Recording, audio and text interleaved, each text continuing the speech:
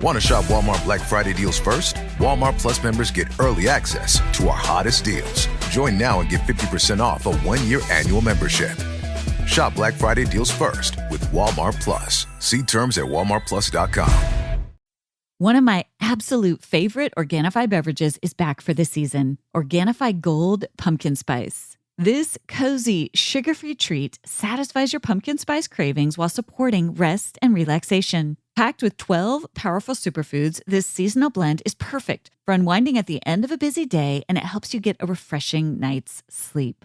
Imagine a warm, creamy drink with a hint of spice that's not only USDA certified organic, but also helps reduce stress without any guilt. Just mix it with warm water or your favorite milk for a delicious, dessert-like experience that's the perfect swap for sugary pumpkin spice lattes. But hurry, this blend is only available for a limited time. Head to www.organifi.com/bestofyou and use code bestofyou for 20% off your entire order. That's ORGANIFI.com/bestofyou. Grab your cozy superfood pack treat before it's gone.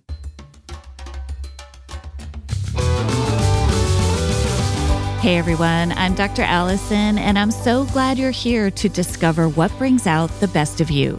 This podcast is all about breaking free from painful patterns, mending the past, and discovering our true selves in God. I can't wait to get started as we learn together how to become the best version of who we are with God's help.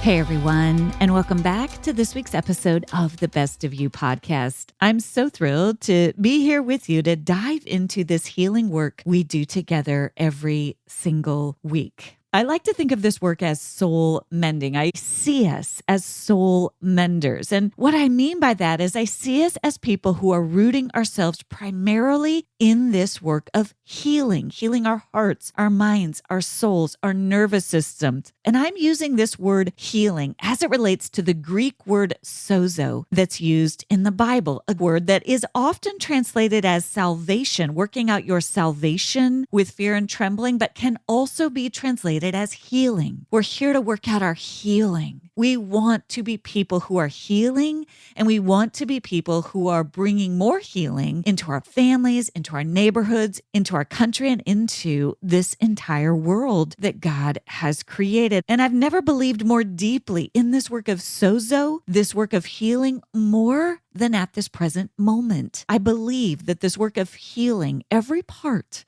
of who we are in partnership with God's Spirit, is the work. It's the most important work that every single one of us is called to do, not only to transform our own inner lives, but also to bring healing to this world. This is the work that Jesus calls us to embrace as we follow him, this work of deeper healing so that we can bring more healing to everyone around us. And truly, every single one of us who is trying to follow Jesus is called in our own way to this work of becoming healers. And we start this work of healing with the parts of our own selves first.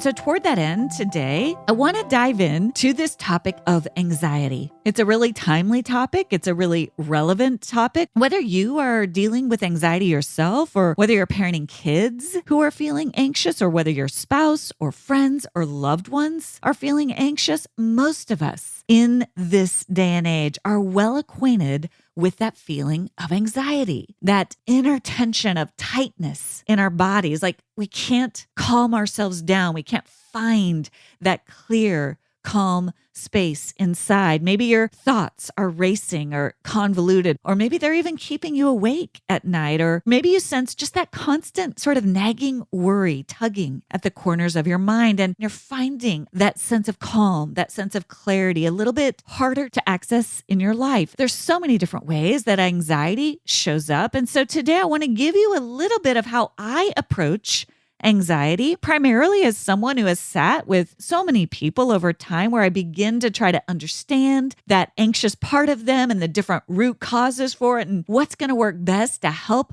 restore that reservoir of peace, of calm, of clarity inside of us that we know is the place from which we actually bring more of God's goodness, more of God's healing, more of God's beauty into this world around us. So today we're going to look at how anxiety shows up differently, the gifts that it brings us, as well as the burdens. We're going to explore the roots of anxiety, which are often misunderstood and often mismanaged. And we're also going to explore some really practical steps you can take, both from the field of psychology and from our spiritual resources, the resources that we have in Christ, to help us heal and lead these anxious parts of us wisely. Remember, these anxious parts that we all have are not bad. They're just parts of us that need our attention and our compassion, especially when they start to operate in overdrive. Before we get started, just a couple of more resources for you from prior episodes. If you're listening and you think, man, I could really use a therapist to help me through this, I recorded an episode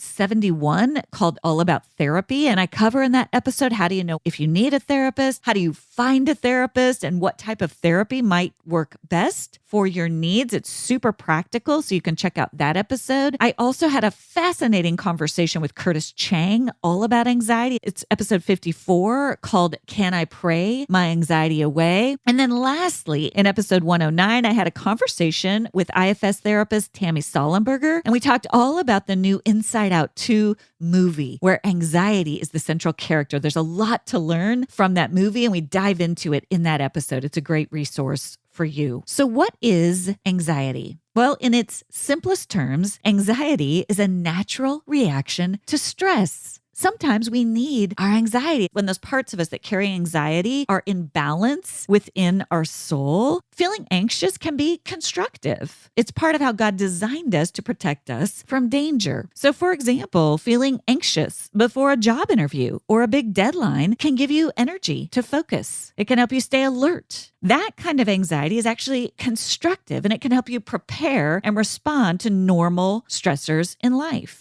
Another example, you might feel anxious when you're with someone who's actually unsafe. Maybe they say something cruel, or they use a toxic strategy to try to guilt trip you or manipulate you or diminish you. And a part of you starts to feel anxious. You feel uncomfortable. Maybe that fight-flight response kicks in and you just want to get away from them, or you actually want to fight back and defend yourself. Right? In this case, anxiety is functioning as it should. It's cueing you to a danger in front of you that actually needs your attention. Another example where anxiety can be constructive is before or during a major life change or event. You might feel anxious about a move, or about getting married, or about having a child, or about parenting a child, or about starting a new job. It's normal to feel anxious when there's stressors around you. Again, we don't want to eradicate anxiety altogether. We just don't want that anxiety to become extreme. We don't want to let it take us over. Anxiety is a cue not to go into overdrive, but instead to downshift a little bit so that you can pay closer attention to what your body, what your heart, what your soul need from you to get through a stressful time. The healthy amount of anxiety can kick in to help us focus, to help us pay attention, to remind us that we need to slow things down and proceed with caution, to be careful, to take good care of ourselves, because something hard is happening that's going to require more from us. And so maybe we need to take a few other things off our plate, or it might be a cue that something is actually dangerous or unsafe, and we need to figure out how to extract ourselves from that situation or that relationship. It might be a cue that we need more support from people who love us and will walk with us through a challenging season. Sometimes anxiety is a cue that you've overextended your capacity, that maybe your own sensitivities or your own limitations or simply your own tank of energy, your own tank of fuel is running on empty. You've exceeded your God-given capacity. And in this case, anxiety provides a cue that it's time to step back, to downshift, to reduce some of those external pressures as as best you can. So most importantly, when you think about anxiety, what I want you to understand is that number one, we all have a relationship with anxiety. Every single one of us has anxious parts of us. At its best, anxiety is trying to help. It's a cue to pay attention. When you name anxiety for what it is, you can get some healthy distance from it, and then you can lead anxiety instead of letting anxiety take you over. You can learn to let anxiety work for your good instead of against you. I'm always working to stay hydrated. My family teases me because I always have some form of hydration nearby or in my hand. And having safe, clean water is the last thing I want to worry about. And that's why you've got to check out AquaTrue. AquaTrue purifiers use a 4-stage reverse osmosis purification process, and their countertop purifiers work with no installation or plumbing. They remove 15 times more contaminants than ordinary pitcher filters and are specifically designed to combat chemicals like PFAS in our water supply. Best of all, the water tastes fantastic. It's portable, making it perfect for renters or college dorms. And the filters are affordable and long-lasting. I never worry about drinking tap water anymore. I know my tap water is not just filtered with AquaTrue, it's purified. AquaTrue comes with a 30-day money-back guarantee and even makes a great gift. Today, my listeners receive 20% off any AquaTrue purifier. Just go to aquatrue.com, that's AQUATRU.com, and enter code BESTOFYOU at checkout. That's 20% off any AquaTrue water purifier when you go to aquatrue.com and use promo code BESTOFYOU. Want to shop Walmart Black Friday deals first? Walmart Plus members get early access to our hottest deals. Join now and get 50% off a 1-year annual membership. Shop Black Friday deals first with Walmart Plus. See terms at walmartplus.com. That process of learning to establish that healthy relationship with those parts of you that get anxious takes some time. When anxiety goes unchecked inside your system, it gets extreme. You start to see the world through the lens of that anxiety. And here are some ways that shows up. Number one, you might start to feel tense and agitated and restless in your body all the time. Anxiety often manifests physically. You might notice yourself ruminating. You can't control your anxious thoughts. You might not be able to sleep well. You might not be able to enjoy other people or social contexts because you notice a hypervigilance. Maybe you're always on guard with other people. You're always seeing the danger all around you, even when it's actually safer than those anxious parts of you feel. Sometimes we get stuck in that nervous system fight, flight state where it's really hard to access that feeling of calm during your day, where you just have those moments. It's usually not the entire day, but you have those moments where you feel calm, where you feel clear, where you have perspective, where you can release the tension in your body, where you can make good decisions, where you feel connected to other people.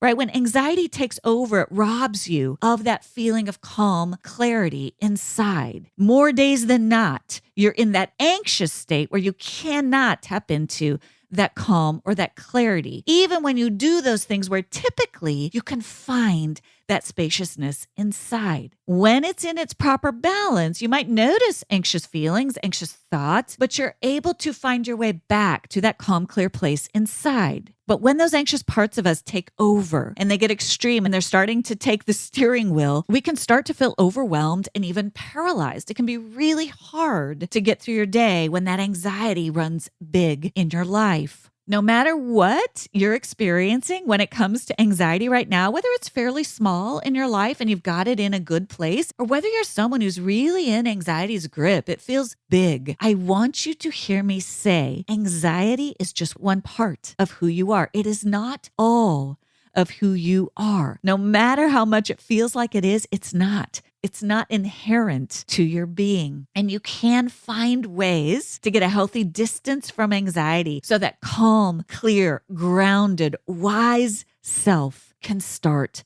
to lead.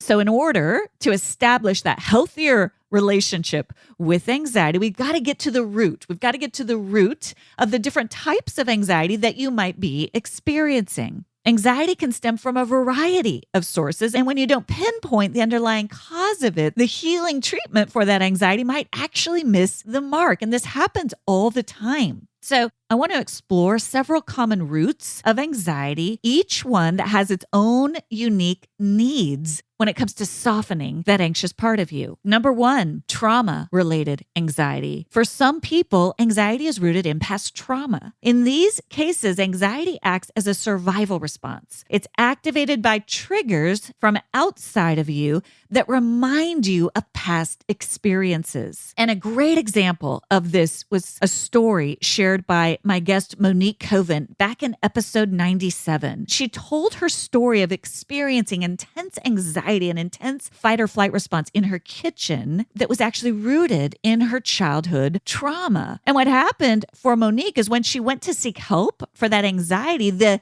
treatment that she got didn't help. They didn't recognize that this response was rooted in trauma, in her childhood wounds. And so the treatment they gave her actually exacerbated her anxiety. And so if that's been your experience, go back and listen to episode 97. It's super helpful to see how sometimes what people tell us we should do for our anxiety is not in fact helpful. And I really want you to understand this throughout this episode. You are your best expert about your own anxiety. Take in information from other people and from other experts, but really notice, is this working for me or is this not? Because if it's not, I'll give it a little time, but if it's not, this may not be the best way for me to work through my anxiety. Listen to your own system and notice what works, what doesn't work. Anxiety will show you. If the anxiety goes up, notice that. If the anxiety goes down, notice that. I talk about a season in my life in my 30s where I struggled with a lot of anxiety. It was actually rooted situationally, but it definitely met the criteria for an anxiety disorder. I could not get it under control myself. And I did use medication to intervene during that season for about 6 months. But I also tried a number of other interventions that friends and therapists and other people tried to offer me. And I'll tell you what, that was a crucible of learning about my own relationship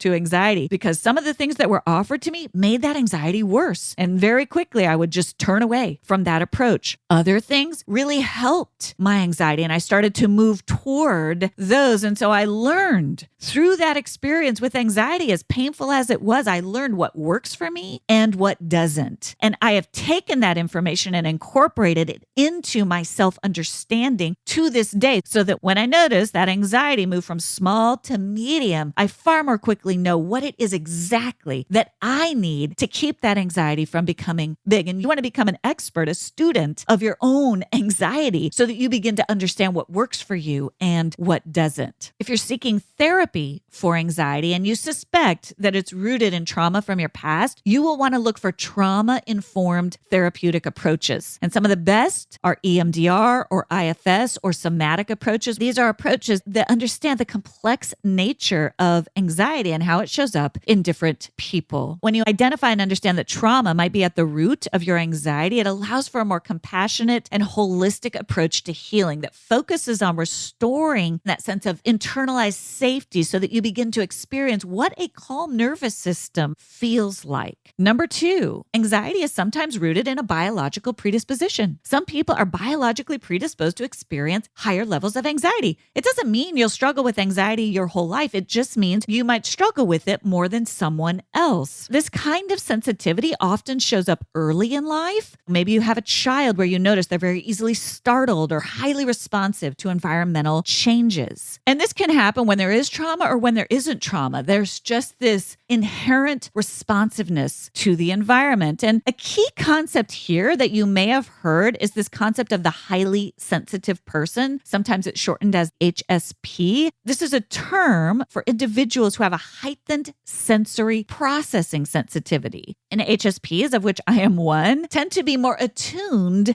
to subtle changes in their surroundings. They tend to pick up on others' emotions more readily. They tend to feel overwhelmed by busy or chaotic environments. A school day can be harder for a highly sensitive child. A work day can be harder for a highly sensitive person. I notice when I go into parties, I pick up on so much data. Even though I'm not an extreme introvert, I still can leave feeling very exhausted and overwhelmed because I'm processing so much sensory data. And this sensitivity is a gift in many ways. I wouldn't trade it for the world, but it can also make you more prone to anxiety in response to everyday stressors. So it's incredibly invaluable information to understand about yourself. If it's true, this is how I am. There's no shame in that. But when I know how I am, I can adjust my lifestyle. I can adjust my patterns. I can adjust my capacity accordingly. Another example of what they think to be biological predispositions are found in personality traits. We talked about these back in episode 49, the big 5 personality traits that have been researched significantly that tend to be inherent. Those who score high in this trait of neuroticism, which is a trait associated with this emotional sensitivity, with some more emotional complexity and even more worry, these folks are going to be more likely to experience anxiety. Again, there's a gift in that, and there's a soft underbelly to being a more sensitive, finely tuned person. Introversion is another personality trait that can be linked to heightened social and situational anxiety. Now, it doesn't mean this is true for every introvert, but it does mean that introverted individuals might feel more anxious in social settings or in high stimulation environments where they may experience sensory overload or feel drained more quickly. So again, we're trying to get at the root here, right? If you're someone who notices, man, I feel really anxious in social settings. Do I have trauma in my history? Well, maybe. It's possible, but maybe not. Maybe you fall in this category of someone who's an HSP or somebody who's high on one of these personality traits. And that's actually been part of your sort of hardwiring since you were very young. And to name that without shame just helps you accept that about yourself, honor the gift in that, and take the steps that you need to pay attention so that you don't overload your capacity. For people with a biological predisposition to anxiety, whether it's due to high sensitivity, personality traits, or a general heightened response to stimuli, managing anxiety often involves lifestyle adjustments. You might need to be more careful about your commitments. You might practice stress reduction activities like mindfulness, like prayer. You might rely on medication from time to time because you have to be in an overstimulating environment for a period of time. But by acknowledging the reality of your God-given design, you are empowered to take steps to support as much as possible that calm place inside.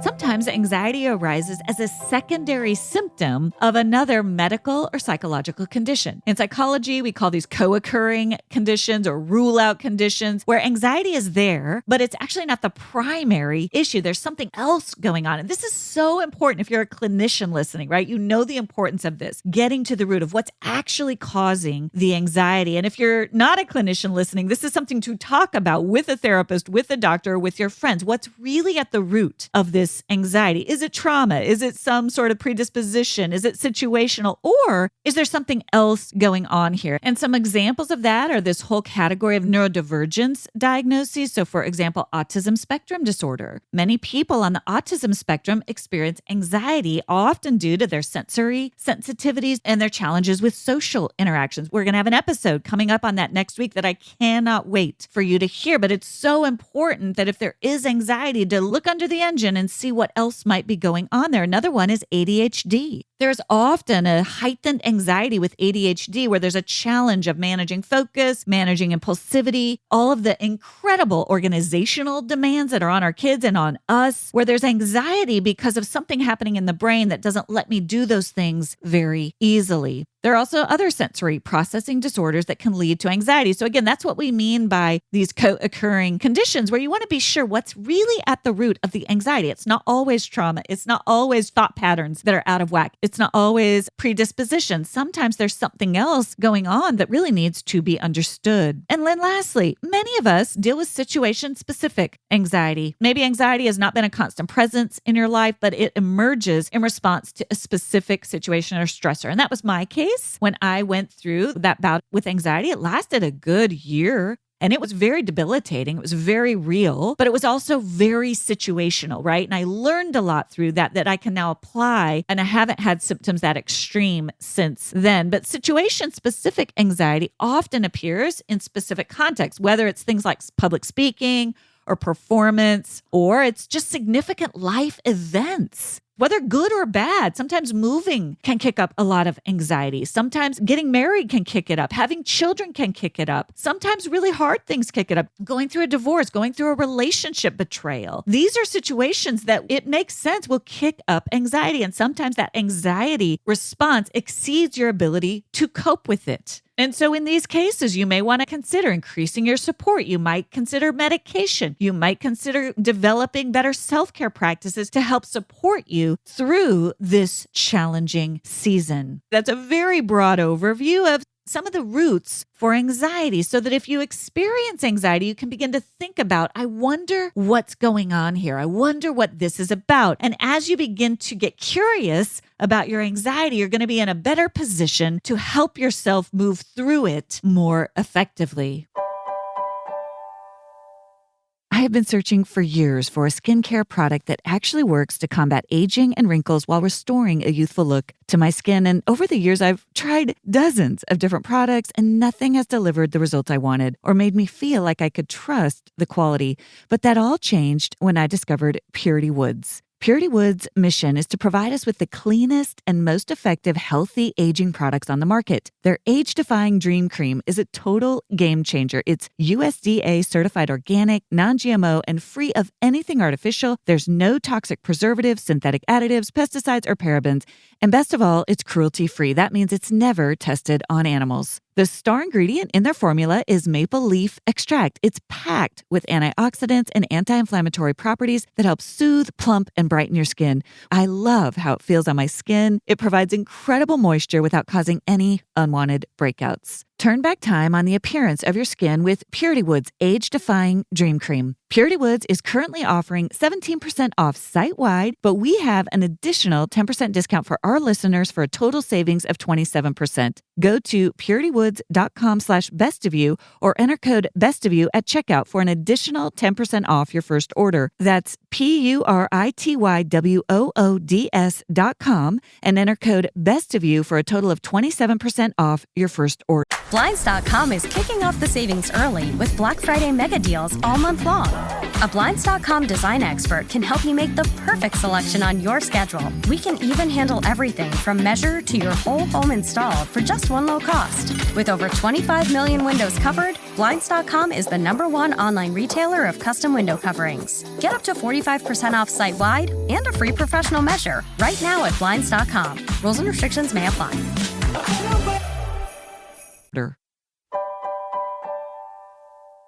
To close today's episode, I want to walk you through 3 practical approaches for working with anxious parts of you. The first relates to our thoughts. It's the cognitive approach. Cognitive approaches to anxiety are what we call top-down approaches, right? We're going to start with our thoughts. We're going to assume that at the root of our anxiety are anxious thoughts. Now, again, sometimes that's true, sometimes it's not. If it is true, cognitive approaches will really help you. If that's not the root of your anxiety, they're not going to help you that much. And so, again, you are the best student expert of your own soul. Here's what we're trying to do with these cognitive approaches. The assumption here is that anxiety amplifies negative thoughts. And so we're prompted to imagine worst case scenarios through anxiety. And so one way to calm this anxious part of us that's spinning out all the worst case scenarios and the negative thoughts and the worries incessantly is to begin to notice those thoughts and gently question their accuracy. So, for example, if you catch yourself just ruminating about all the things that might go wrong with this new job or with this relationship, and you just can't stop those anxious thoughts,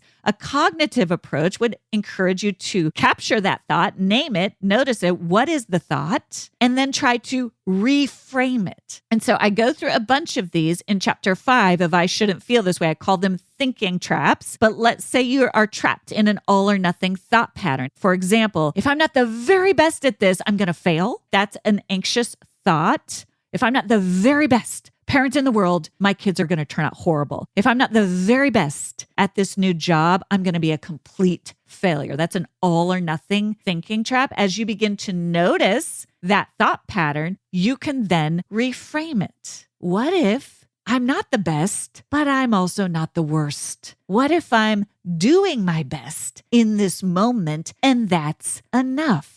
What if it's not going to be the best case scenario, but it's also not going to be the worst case scenario? What if things turn out better than I fear? You're not trying to gaslight yourself when you reframe an anxious thought. You're trying to name the anxious thought, but you're trying to say, listen, this is what's happening. This is what I feel. But what's true is maybe this isn't going as well as I would have liked, but I'm also hanging in there. I'm doing okay. And every single day, I'm getting it a little bit better, right? You start to talk yourself down to what's actually true. When you make that mental shift, it eases your anxious thoughts and can bring in a more grounded, hopeful, realistic perspective. This can be super helpful, and it's especially helpful to do in partnership with someone else. You can even talk through to someone else. Hey, I'm catastrophizing. I'm going to the worst case scenario. Can you talk me down and talk me through to what is actually the realistic, grounded thing that's going on here? And when you do that, it's really empowering because you can then take brave steps to address the reality of your situation instead of that catastrophizing or that worst case scenario. So basic questions to ask yourself if you're noticing some of these anxious thoughts. Is this thought true? Is it accurate? Or am I preparing for the worst? And if it's the latter, what is the worst thing that actually could happen? And is that even likely? And ask a third-party objective, a trusted advisor, to help you with that. What's actually true here? What's actually going on? Because facing the truth, even of things that are hard, empowers you to take brave steps through.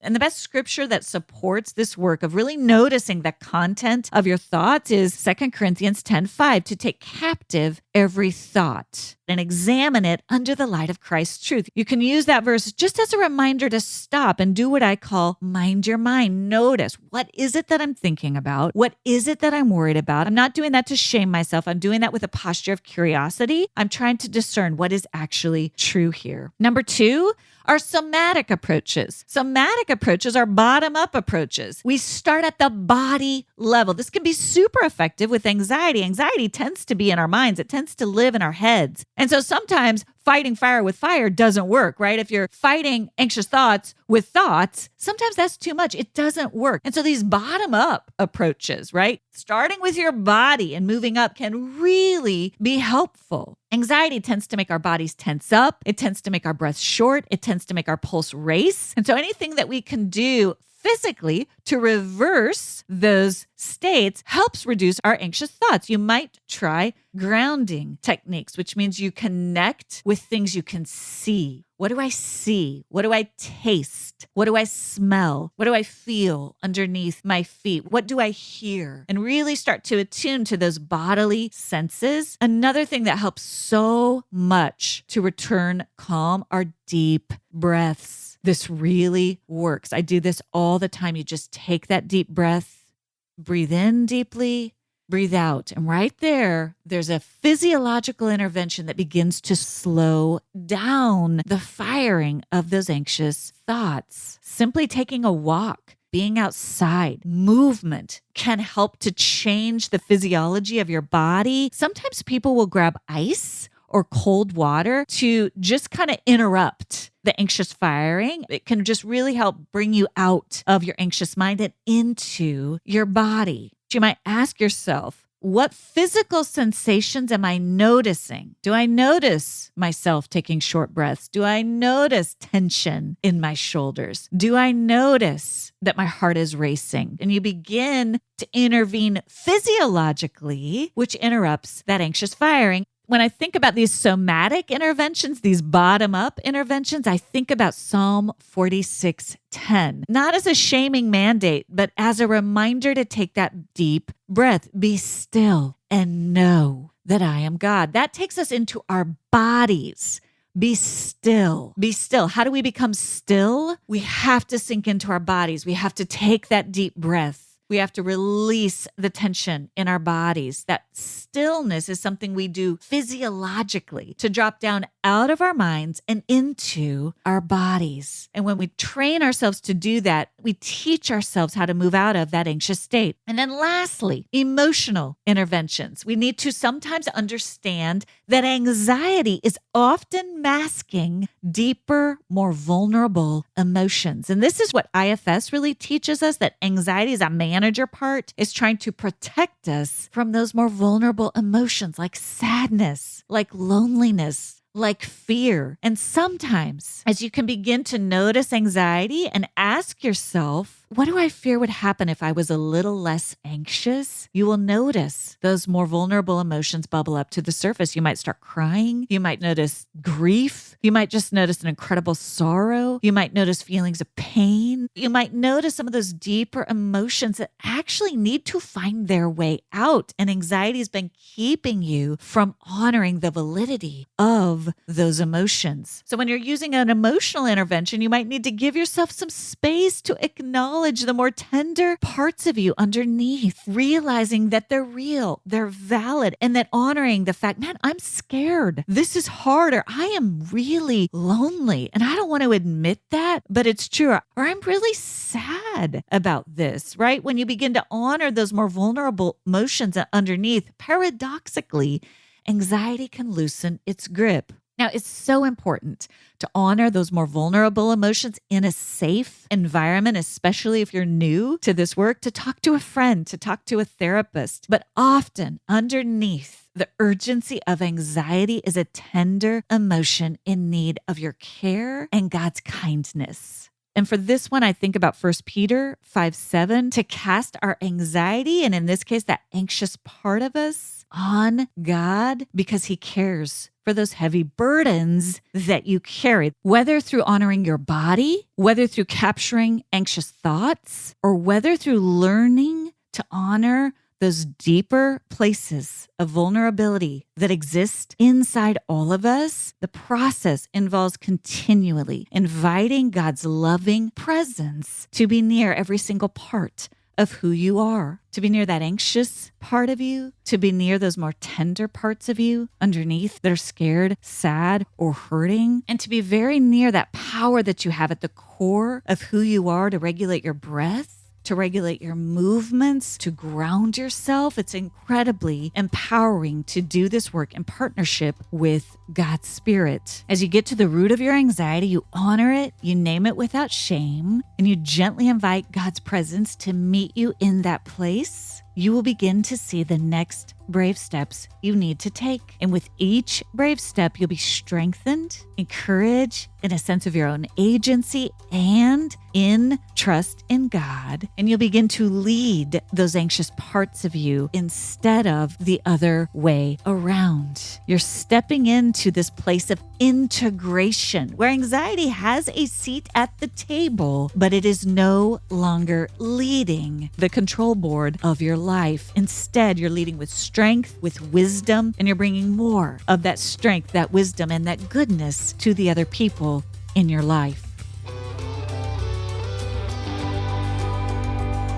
Thank you for joining me for this week's episode of The Best of You. It would mean so much if you take a moment to subscribe. You can go to Apple, Spotify, Amazon Music, or wherever you listen to podcasts and click the plus or follow button. That will ensure you don't miss an episode, and it helps get the word out to others. While you're there, I'd love it if you leave your 5-star review. I look forward to seeing you back here next Thursday. And remember, as you become the best of who you are, you honor God, you heal others, and you stay true to your God-given self.